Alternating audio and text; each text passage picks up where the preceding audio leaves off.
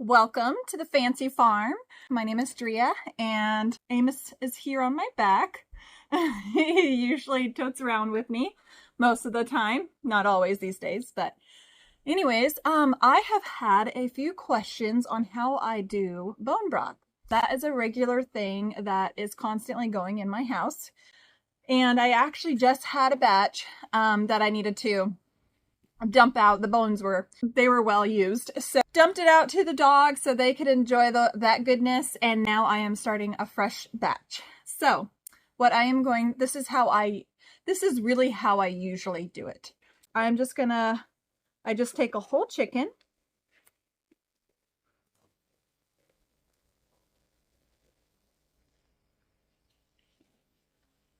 I just gave the bird a little rinse. And these are our chickens actually that we grow here on our farm. So if you're interested in any birds this year, any poultry, let us know. Anyways, so usually what I would do is I would just cook. I would just stick the whole bird in my Dutch oven, fill it up with water, boil it on my stove for, probably about 2 hours. Probably that's about it. I never time it. I just kind of guess, when your meat is done. But today I'm actually going to use some of this breast for dinner tonight. So I am just going to slice off a breast. So I have taken both breasts off and I'm just going to pop this into my Dutch oven, cover it with water till it's like pretty close to the top, probably a 1/4 inch below. And pop it on my stove and just let it boil until I think it's done. If you're not quite sure how long that may be, just get a meat thermometer. So I'm going to pop this on the stove and I am just going to let it boil till it's done. And then since it's late in the evening, once it's done, I am just going to let it cool overnight on my stove.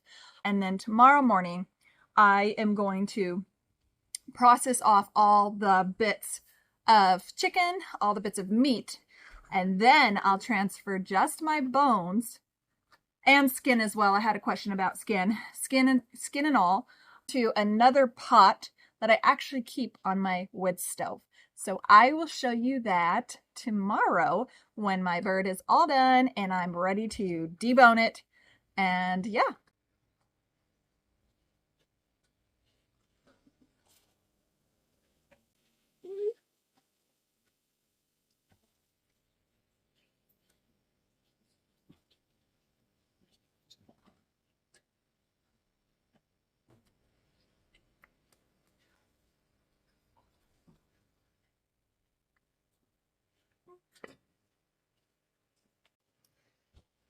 Okay guys, so it has been actually 2 days since I had boiled that chicken. So I popped it in the fridge the next morning and it stayed in the fridge until I had a good time, which today is a good time. So it's been a couple days that this has been in the fridge. So I pulled it out and I am just going to debone it. So I'm just gonna like pull all the meat off, and I'm actually gonna break up the meat as well, shred it. All the skin as well will go into this pot. Bones and skins, all of that is going to go into this pot. I will show you what I'll do once we get to that point. So my breasts were cut off. I used it in a mill that evening. So I'm just putting my meat over here. Bones, cartilage.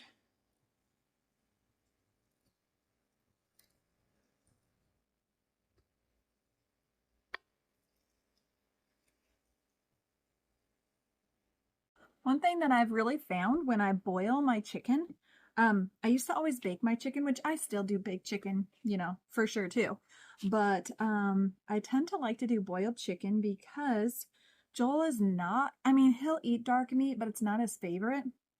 He's really not too picky anymore, but it used to not really be his favorite. And I found when I boil a whole chicken in water and cook it that way, for some reason, the dark meat turns out very pale. Like it just kind of blends right in with the white meat when I mix it all together. So it does way better job rather than when I bake a chicken and I try to mix the dark and the white together.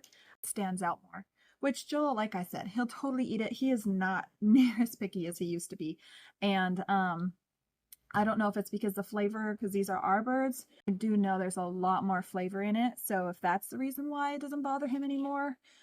But still in my mind, I mean, we went for years of him complaining about dark meat. So still in my mind, I think he doesn't like dark meat. And so the fact that when I boil a chicken and the dark meat, the color of it does not stand out hardly, that's a super big score for me. So in my mind.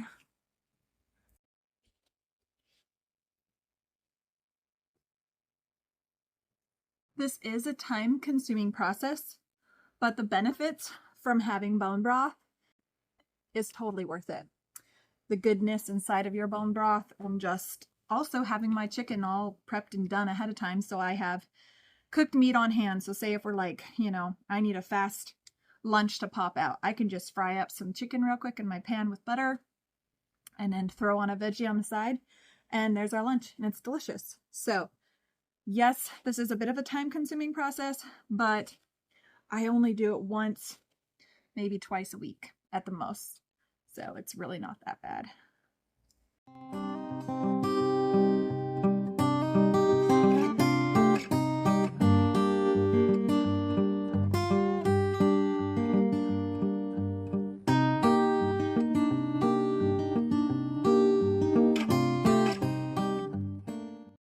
I never get it absolutely perfect, every bit of the meat off the bones, but I don't really care. It'll just give it a better flavor in my bone broth. So just goes in there.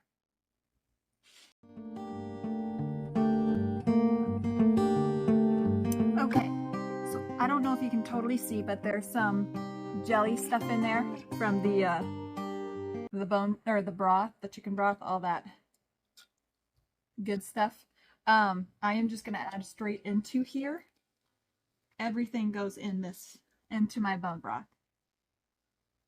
Normally I would have a lot more broth in my chicken right here, and I would add it all into here. But I just don't this time, and that's okay. So I just added whatever I had in here into my bone broth pot, and I'm going to top it all up with water. And some people will use this broth and just have that as their chicken bouillon that week. I don't. I just add it all into my bone broth, because what I will be doing is I'm going to have this on my wood stove, and it's just going to be going constantly.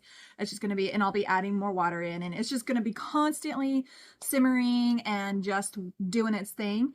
And what I'll do whenever I need bouillon, I am going to come to my bone broth and I'm going to scoop it off out of here. And that's what I will be using. This chicken broth that I could have been using for my soups or whatever it was going to be for gets all poured into my bone broth, and that's what I will use for any chicken bouillon replacement. And if I need to add a little more flavor, I'll take some of my chicken bouillon made with the nutritional yeast that I have shown you guys. I'll just add that in if I feel like I need a little more seasoning, a little more flavor. So that's what I do. So that's all empty and finished.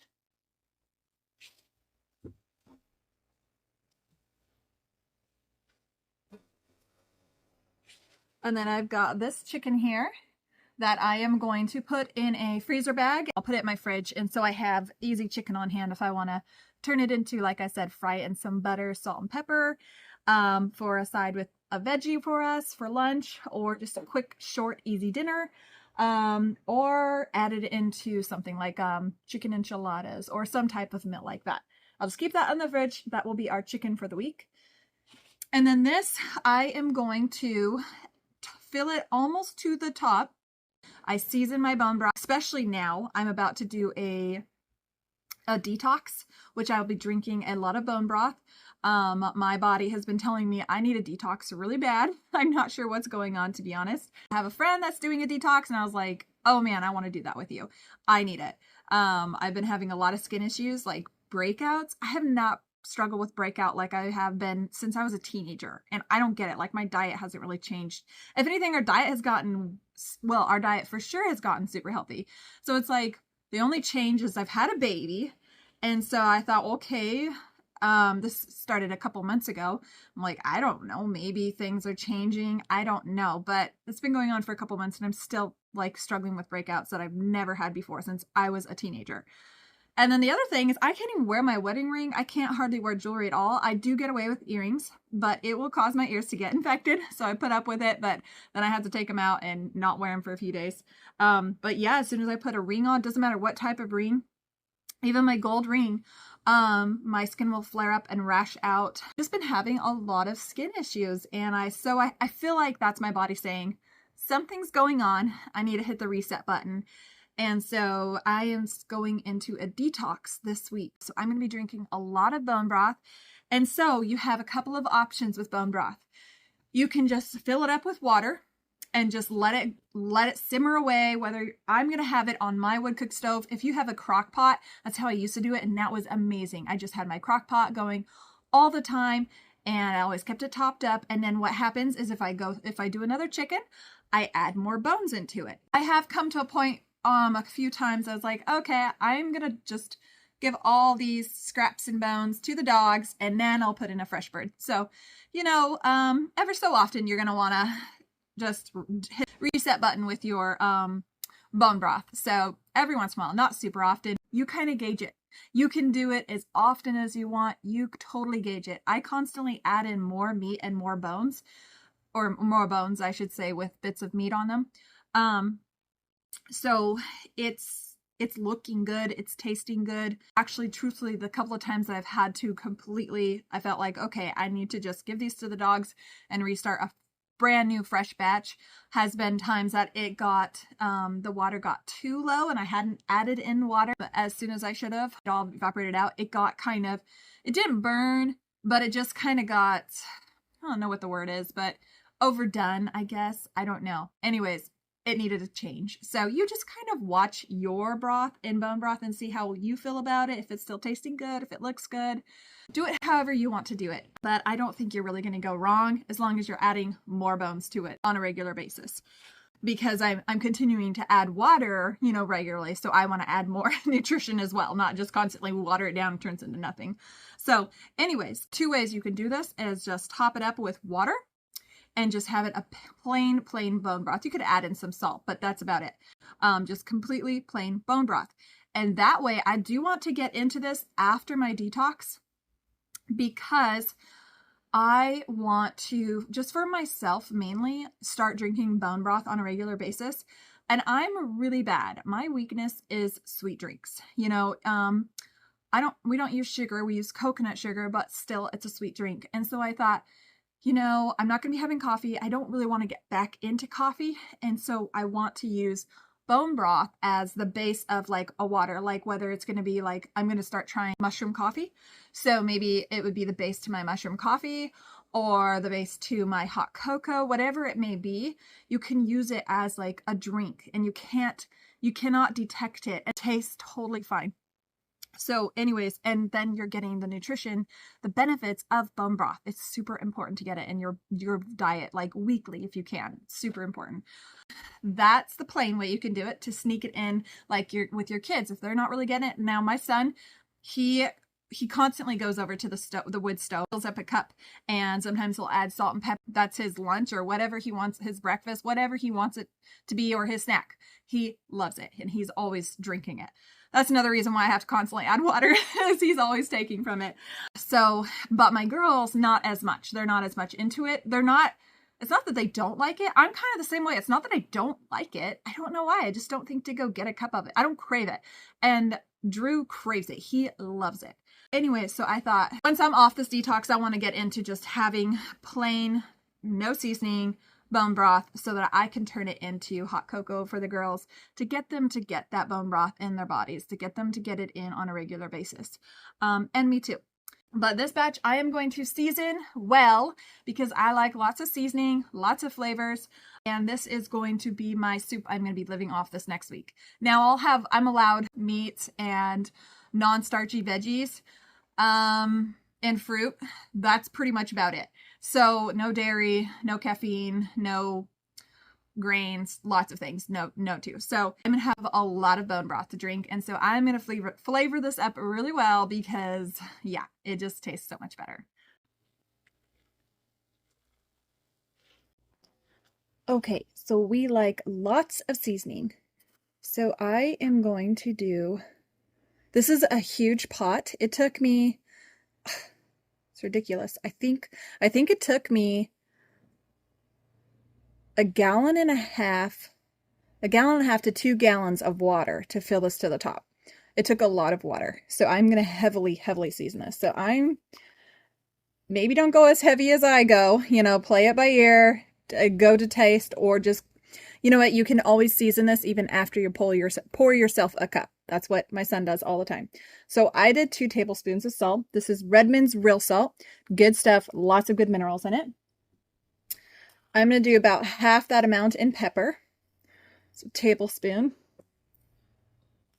I am going to throw in some onion powder. You do not have to do this. And to be honest, I don't normally do powders, but since I am going to be eating a lot of this week, I'm going to throw in onion and garlic powder. So I'm doing a tablespoon of onion powder.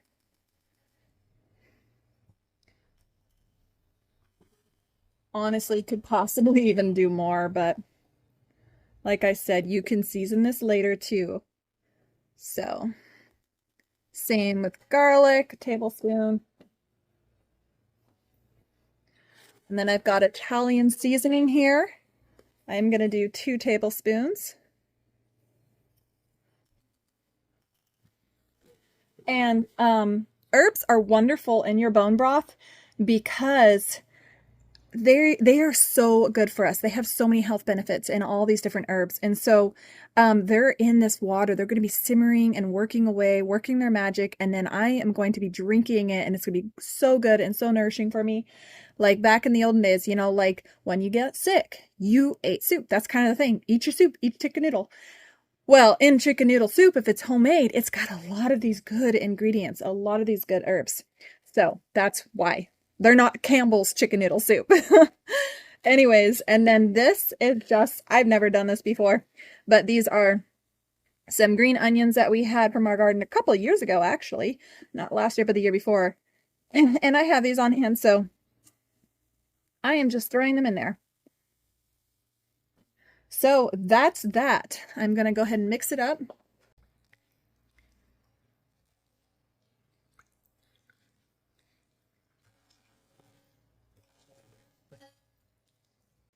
And if I wanted this even better, I would be adding in celery, fresh onion, not powdered, fresh garlic, mainly those are the main ones that I would throw in.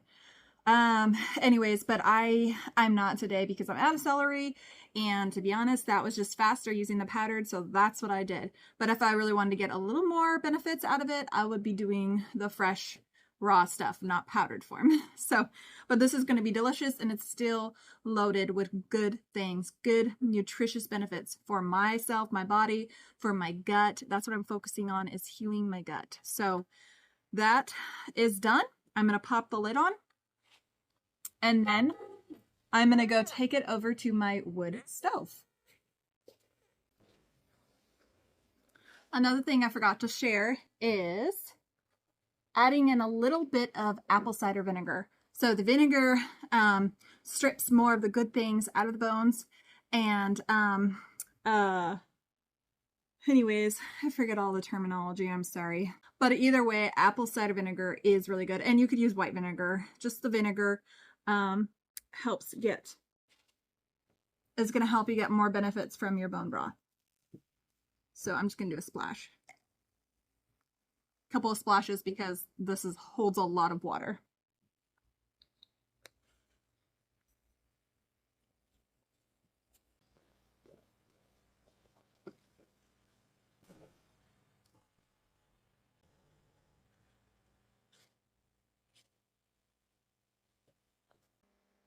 Okay, and that is that. So I've got it here on the stove. And it's going to slowly heat up and then come to a simmer, and it's just going to be continuously simmering away. I've been doing this probably a couple of months now. This is my first time using this pot, which it does feel like it looks unbalanced on my stove because it's so huge. The other one used to sit right here and it was smaller, so it just seemed like it looked a little bit nicer, but that's okay. This is a nice big size pot and I really like it and it's going to work great. So, this method has been working really well for our family. Like I said, when I need chicken bouillon, I now just grab from this rather than use my powdered nutritional yeast chicken bouillon that I've shown you guys.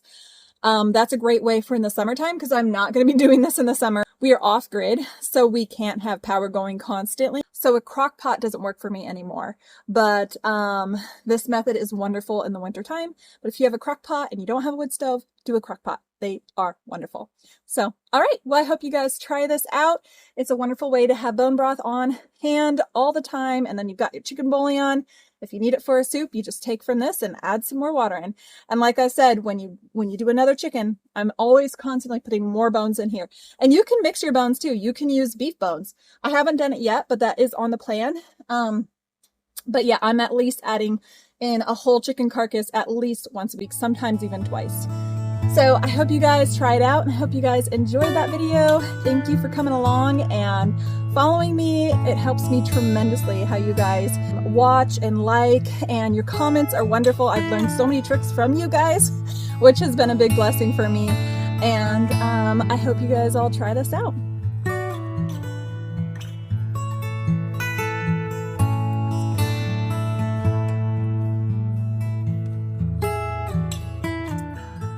So good. Another little tip. It's hot off of the stove, so I like to add in a bit of butter to help cool it down a little bit. And butter is fat, which is good for our brains. So our brain needs fat to function well. So put some butter in there at the end, cools it a little bit. It's so delicious and satisfying.